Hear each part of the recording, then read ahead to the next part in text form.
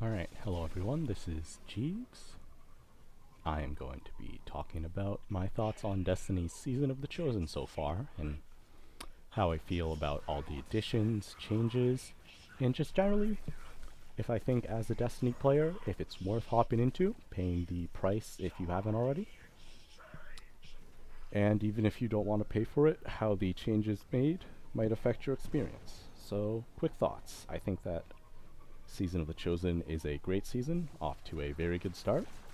A lot of content has been added, both paid and free, especially in terms of new weapons or loot to chase.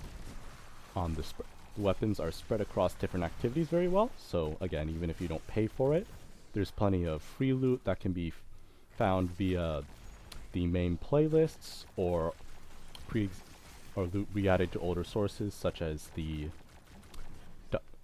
Shattered Throne and Pit of Heresy dungeons, or free roam activities in the Dreaming City and Moon.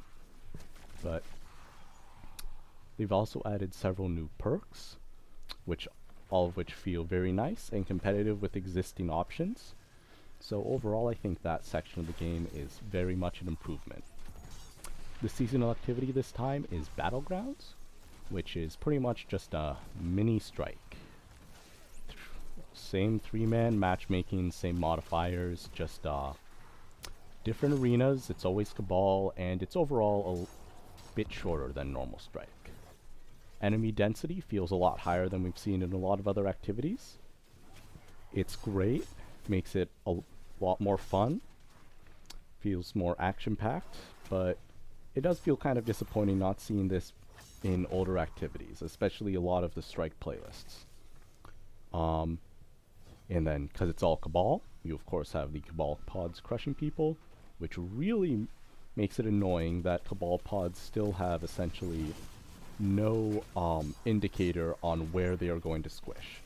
They just fall out of the sky, you maybe hear them a second before, and even if you hear them, you're still left to essentially guesstimate where they're going to hit, unless you've played the activity before enough times to know exactly when and where the Cabal pods hit. So I really think they need to add some sort of cue so that players know to get out of the way, or at least feel less randomness there. The changes to the sandbox and balance are a bit of a mixed bag, I'd say. On the PvE side, the main change we've noticed is a 30% damage buff to rockets, paired with the increase to their reserve ammo from last season. This is, I mean, it's an improvement compared to their prior state, where they were pretty much only used as a joke weapon. They're now definitely competitive in a lot of scenarios, but it does feel disappointing compared to the last major buff we saw, which was, of course, swords around this time last year in Season of the Worthy. With the sword buff, we saw essentially new mechanics get introduced, such as the sword charge meter, replacing blocking consuming ammo, and also affecting how you did heavy attacks and what optimal DPS strategies were. It just felt like the sword overhaul added a lot more depth to the weapon.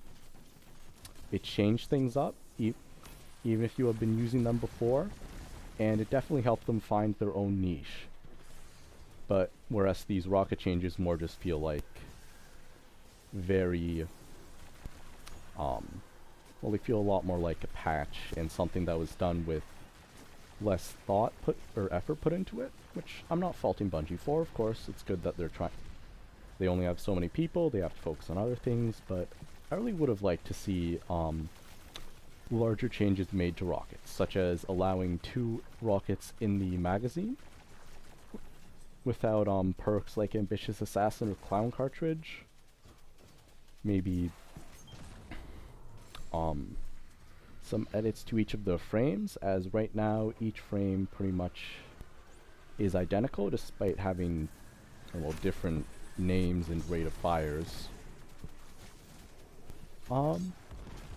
Overall, the main other change we saw was to Stasis, which continues to dominate in PvP. And the changes were they're most of what I call it a mixed bag. the Shadebinder subclass for Warlocks feels under control, and in fact at this point feels like it's in the category of bad Warlock subclasses rather than the two viable, which are Top Tree Dawnblade and Middle Tree Stormcaller. And it definitely feels like Bungie continues to hit Warlocks very hard with the Nerf Hammer, except for a specific couple of subtrees, because at this point the Shadebinder just feels like, although it does have the freezing ability, it just does not have anything that combos very well with it, unlike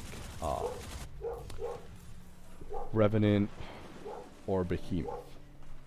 Speaking of them, Behemoth, the Titan Stasis subclass, is pretty balanced until the supercharges, at which point the super is the best in the game by far. It has too much damage resistance, it lasts much too long, it gives a crazy amount of mobility with the infinite melee attacks, and it's good. Bungie has already stated that they will be nerfing it, so we just pretty much have to hang in there.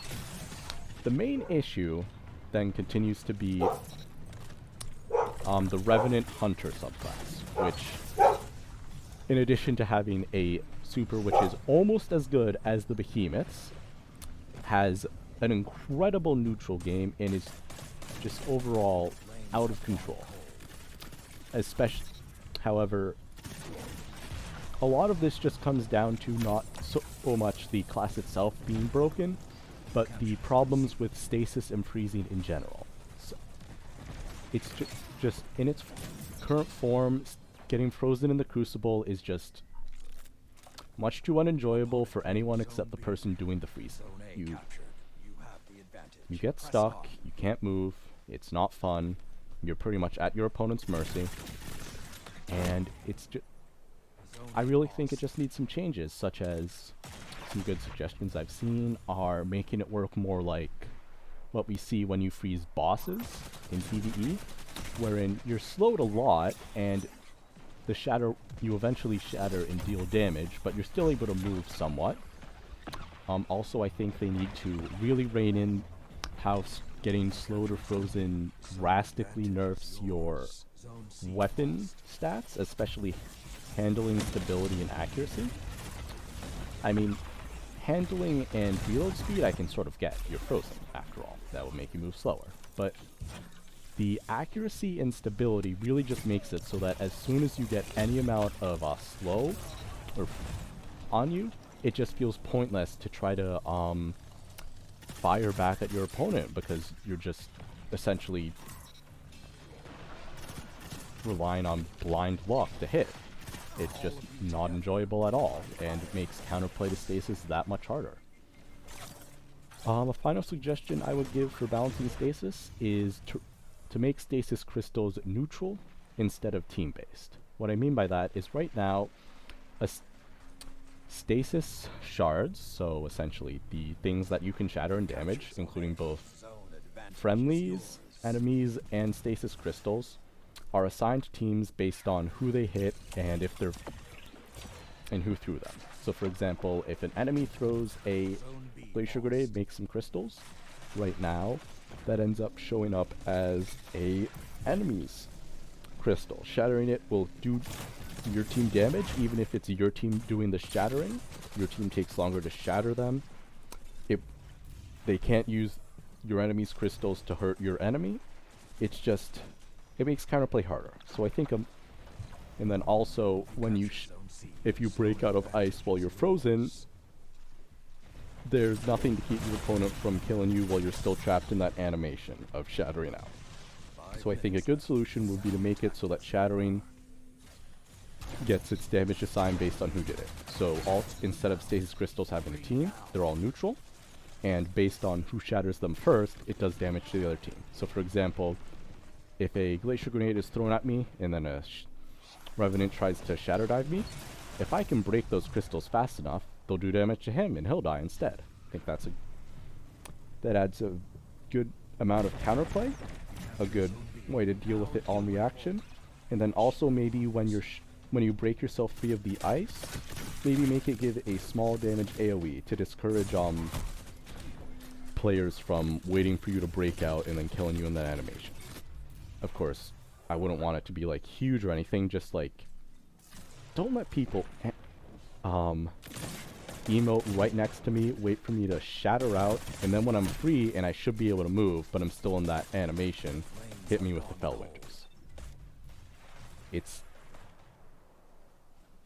ruins it. My final thing is that, and this is mainly relevant only for PC players, but bugs have been far, far too prevalent, as well as performance issues, especially on PC.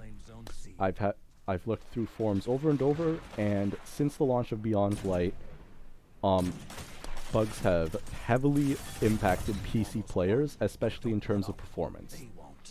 My PC, for example, is essentially the highest end last generation AMD, so it's almost as good as, say, the PlayStation 5 or the Xbox Series X. Not quite there, but maybe like 85%.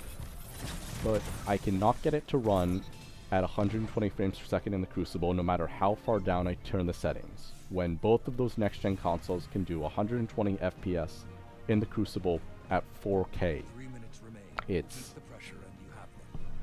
I don't know what's going on there. I think it's clear that Bungie needs to put some more time and effort into the PC version. There are a lot of players who play on PC. They need some love. And I think even if that has to include something like going out and hiring more developers who are familiar with the PC platform, I think that's something Bungie needs to commit to, because right now, for me and my PC players, it feels a lot like Bungie is just sort of, you know, saying, well, if you can't deal with the PC problems, just go buy a console. And it's just disheartening. According to the data, it's a Red Legion research team. Alright, thank you so much for listening to my initial thoughts on Season of the Chosen. I will have more of a series about this going into the future, where I focus in on certain aspects of the game. Next up, I'll be making a video focusing on how PvE is doing on Season of the Chosen. So if you like this video and you maybe want to see more, you know, comment, subscribe, make sure YouTube gets the idea that you want to see more of this. And I'll try to have that video out by next week. Have a good one.